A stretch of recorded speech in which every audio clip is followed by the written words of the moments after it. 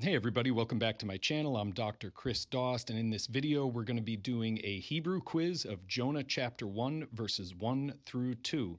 Before we get started, please be sure to subscribe to the channel if you haven't already. Click the bell to be notified when I publish future videos. Click the like button to help with the algorithm, and if you would, share this video on social media so that others become aware of the channel. All right, let's get started. Okay, so the first few questions of this quiz are going to be based on Jonah chapter 1 and verse 1. So what I'd like to do first is just read Jonah 1:1 from the Leningrad Codex itself. So let's have a look at that. It's going to be a little bit harder. I'll read it fast, then we'll do it slow, then we'll do it fast again. But it's good for you to get used to reading the Hebrew text from the Leningrad Codex. So it begins, Vayhi davar Adonai el Yonah ben Amittai lemor.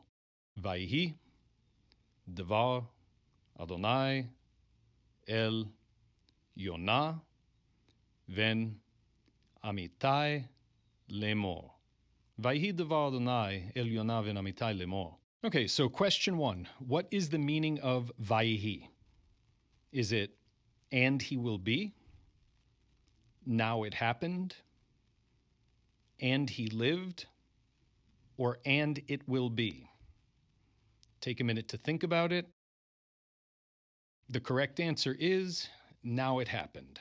And he will be would be expressed either as v'haya or v'yihyeh, depending on where it occurs in the sentence and how it's functioning. And he lived would come from a totally different root, chet yud hey or chet yud yud. You can go with either one there because final hey verbs generally in Hebrew are really final yud verbs historically. So chet yud hey, same thing. And then, and it will be, well, that would be the same thing either as and he will be or and she will be, depending on what the it is. And so, vayhi is the apocryphated third masculine singular form. Apocryphated means the ending has been chopped off. The apocryphated third masculine singular consecutive preterite of hey, yud, hey, or hey, yud, yud. It's the third masculine singular consecutive preterite of hey, yud, hey, or hey, yud, yud.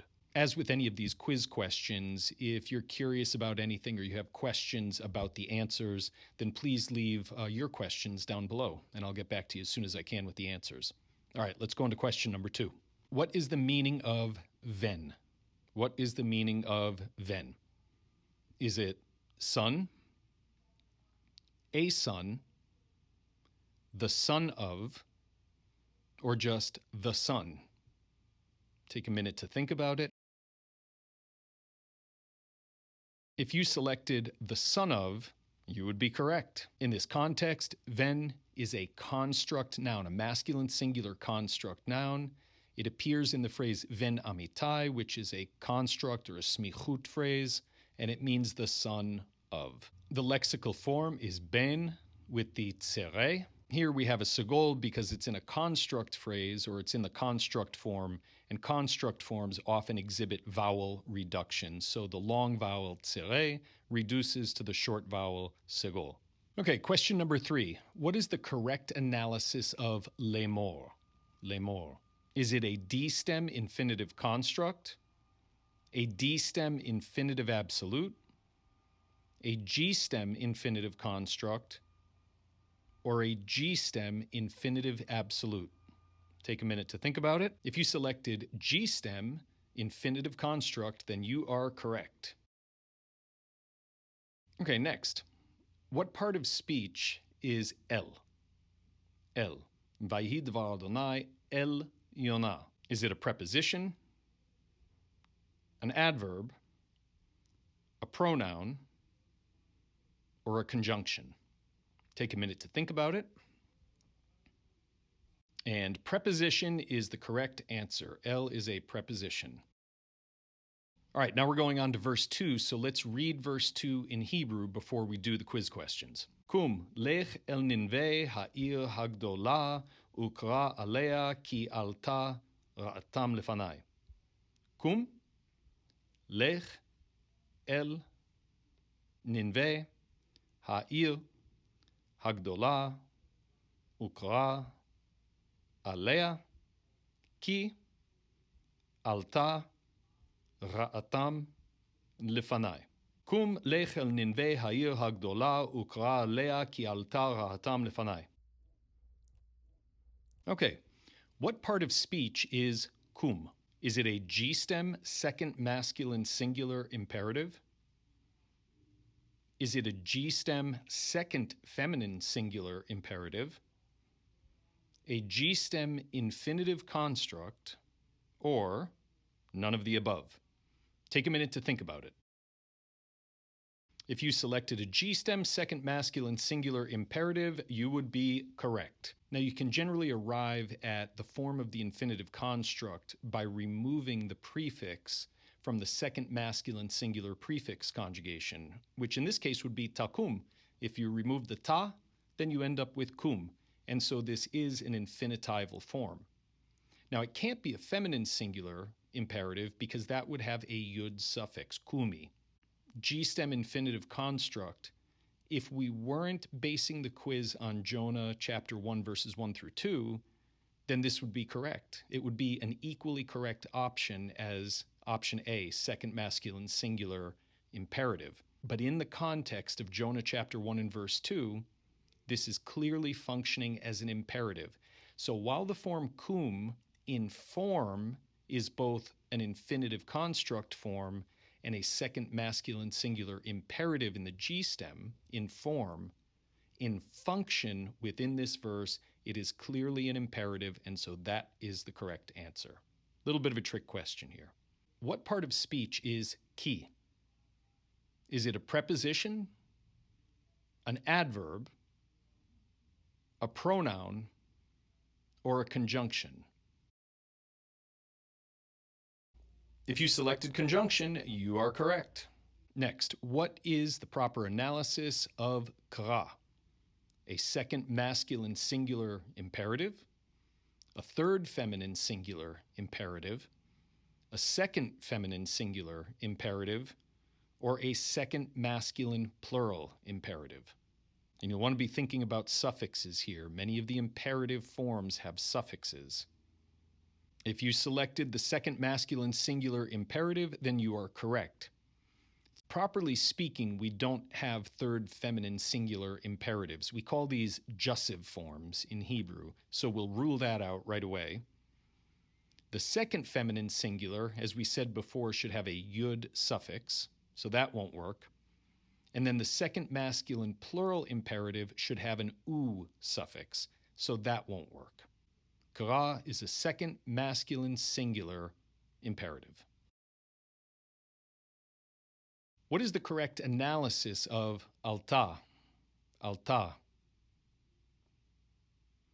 Is it a G-stem participle, a G-stem suffix conjugation, a D-stem participle, or a D-stem suffix conjugation?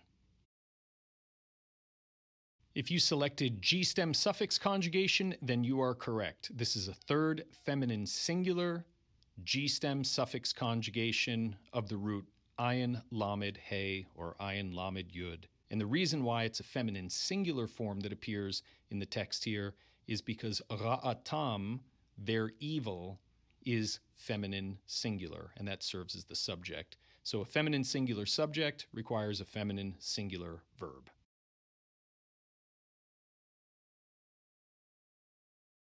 All right, now it's about to get real.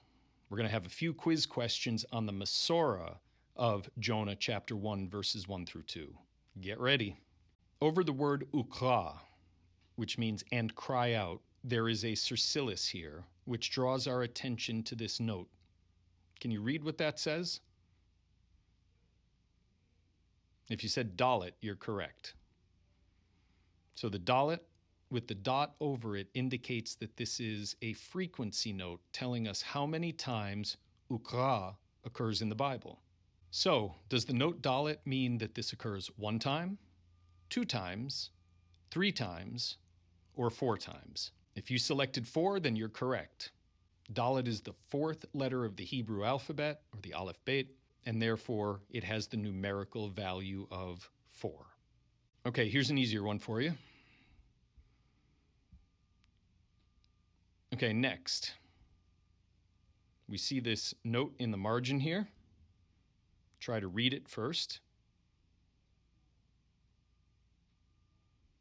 We have tet, with a dot over it, resh with an aleph ligature, and then pasuk, tet, rosh, pasuk. What does the Masoretic note tet, rosh, pasuk mean? Let's put the text back on the screen so that you can use the context clues.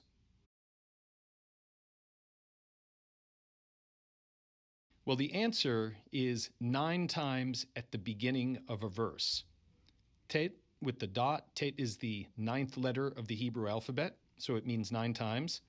Resh Aleph is short for Rosh, which means the head of, and Pasuk means verse. And so this is an abbreviation meaning 9 times at the head of the verse or 9 times at the beginning of the verse. And so if we look at where this occurs in the text, right, there's the Cercilis. This is the first word following the Sof Pasuk here. That's the end of verse 1. This is the head of the verse or the beginning of the verse. 9 times at the head of the verse, 9 times at the beginning of the verse. All right, how'd you do? In the comments section below, let me know how you did. I'd be curious to know what you did well on, what you didn't do well on, if this quiz format is helpful. All right, again, if you haven't subscribed to the channel, please do so. Ring the bell to be notified when I publish videos in the future. Click the like button to help with the algorithm and spread the word on social media. I would greatly appreciate it. And check out my Patreon page for detailed lessons on Hebrew and Aramaic and other topics on the Bible. We'll see you next time, everybody. Bye-bye.